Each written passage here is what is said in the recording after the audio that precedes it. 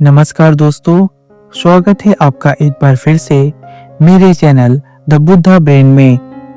जैसा कि आप सभी जानते हैं, इस समय जो शीर्षक मैं आपके सामने लेकर उपस्थित हुआ हूँ, उस शीर्षक को मैंने लिया है भगवान बुद्ध और उनका धम्म ग्रंथ से।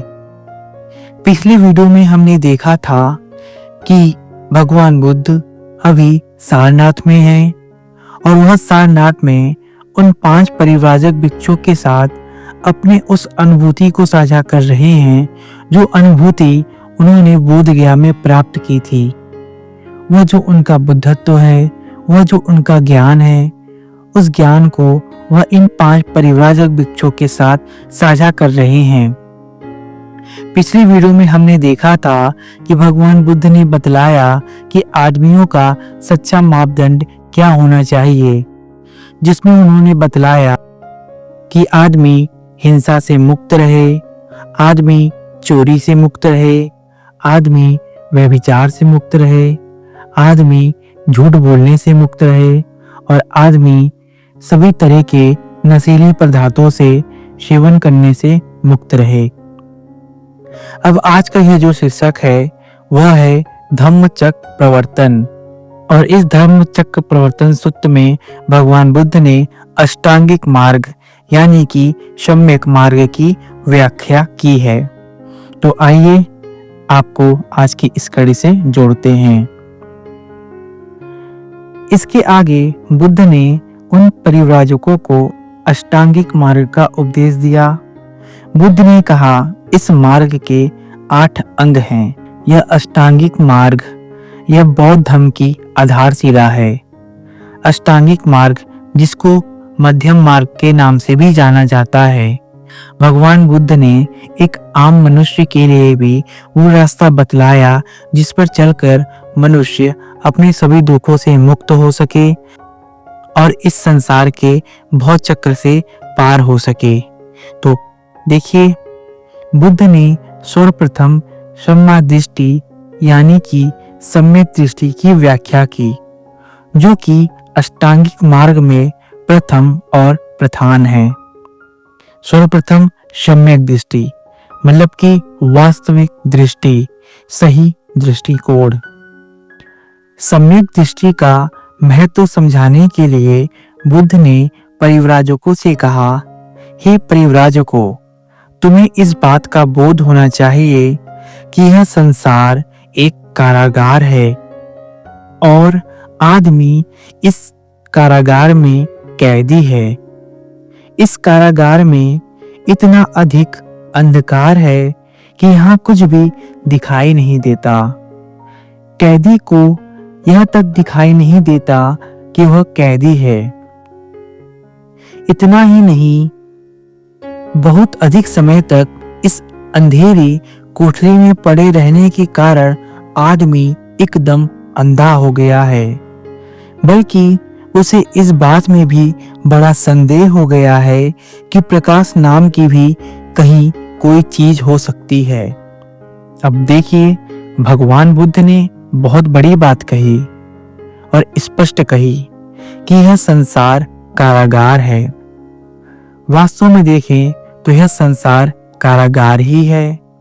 हम इस संसार में जन्म लेते हैं, लेकिन अपने मूल उद्देश्य से भटक जाते हैं और नाना तरह से जन्म ग्रहण करते हैं और दुख भोगते हैं। हम भूल जाते हैं कि हमने किस उद्देश्य से जन्म लिया था और हमारा उद्देश्य क्या है, बल्कि हम मोह, लोभ, क्रोध, ईर्ष्या, अहंकार, मान, अपमान, इन्हीं चीजों में फंसकर अपने जीवन को नष्ट कर लेते हैं। तो भगवान बुद्ध ने कहा है कि यह संसार कारागार है और हम इसमें कैदी हैं और यहाँ सभी आदमी अंधे हैं। वो यह भूल चुके हैं कि प्रकाश नाम की भी कहीं कोई चीज हो सकती है। मन ही एक ऐसा साधन है जिसके माध्यम से आदमी को प्रकाश की प्राप्ति हो सकती है, लेकिन इन कारागार वासियों के दिमाग की अवस्था ऐसी नहीं है कि यह उद्देश्य पूरा हो सके। जिनका दिमाग जरा सा प्रकाश मात्र आने देता है। इतना ही है कि जिनके पास आंख है वह यह देख सके कि अंधकार नाम की भी कोई वस्तु है। यदि कोई व्यक्ति बुद्धिमान है तो वह यह देख सकता है कि अंधकार नाम की भी कोई वस्तु है। जो मूर्ख है, जिसका आदत हो गया है अंधकार में रहने का, वो तो ये जान ही नहीं सकता कि अंधकार नाम की भी कोई चीज है। इसीलिए ऐसी समझ बड़ी सदोष है।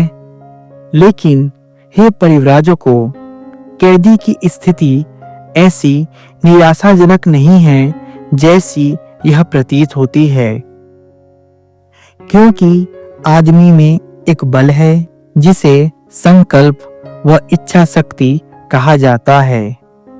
जब आदमी के सम्मुख कोई उपयुक्त आदर्श उपस्थित होता है तो इस इच्छा शक्ति को जागृत और क्रियाशील बनाया जा सकता है।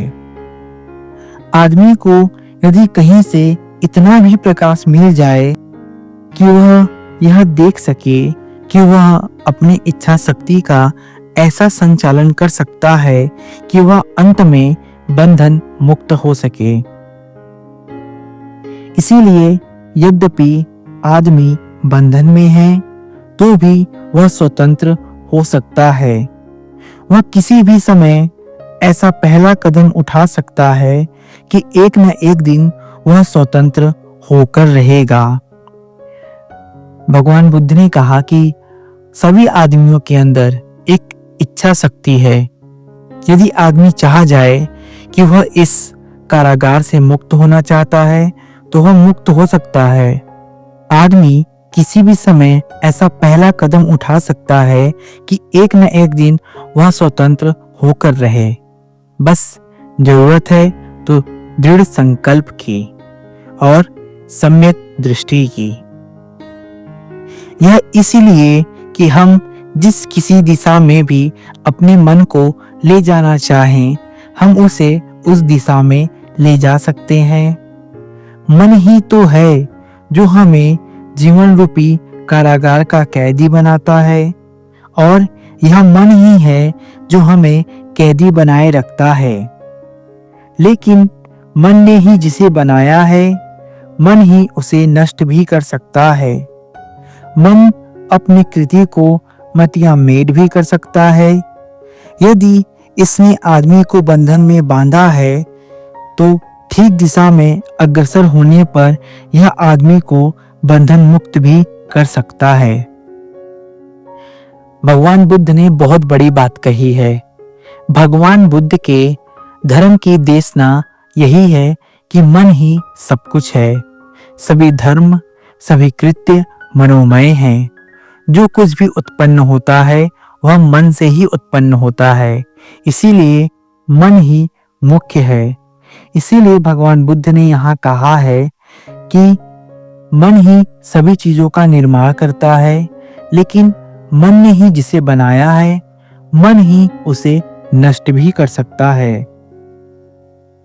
यदि इसने आदमी को बंधन में बांधा है तो ठीक दिशा में अग्रसर होने पर यही आदमी को बंधन मुक्त भी कर सकता है। और यह वह है जो सम्यक दृष्टि कर सकती है।